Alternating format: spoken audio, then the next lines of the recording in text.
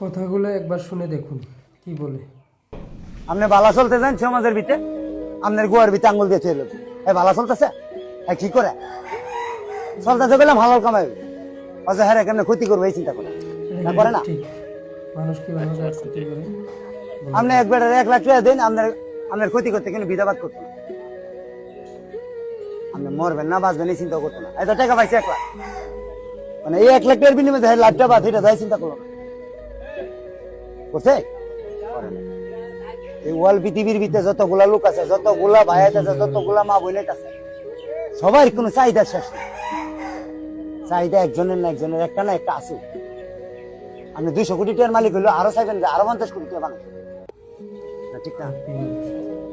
আর যে বেড়ায় দিন আনে দিন খা, সেই বেড়ায় আপনি 200 কোটি টাকাতে অনেক সুখে আছে। কে লেগে সুখে আছে? কারণ সেই বেড়ায় দিন আইনা দিন কামাই করে ঘরে গিয়া এমন বেলে কষ্ট করে বসে বুঝলে খায়া হচ্ছে, এর কোনো চিন্তাই নাই। আর যে বেড়ায় 200 কোটি টাকা কামাই করছে, এর কোনো চিন্তা শেষই নাই। আমি চা করছি কথা, এটা কিন্তু ঠিক। আপনি কার লেগে কি করতেছেন? আপনি তো এই দুনিয়ার বেড়াইতে নেছেন মাত্র 50 বছর বা 40 বছর 60 বছরের লেগে আপনি আছেন এই দুনিয়ার মধ্যে বেড়াই, এর বেশি তো থাকতে না। আর চিরস্থায়ীর বাড়ি চিন্তা করতে গেলে আপনি চিরস্থায়ীর মতন তারের মতন থাকতে। আল্লাহ তো হয়তো অনেক চুরি বাটপারি সন্ত্রাসী কারে মেরে কাটাকে বইতে না বুঝে গেছে, মরার চিন্তা এক বিন্দু করে না।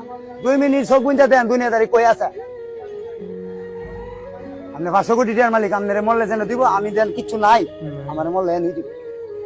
কি রে তো অহংকার, অহংকার থেকে আমি রয়ে যাবেন তা সবাই তো এক জায়গায় যাবে। আমি চা বানায় বেচা দেখাইতেছি আমার জীবিত কিন্তু আমি চলতেছি। আপনি 100 কোটি টাকার মালিক, আপনিও কইলাম চলতেছি, দিন কইলাম বই লইছে না।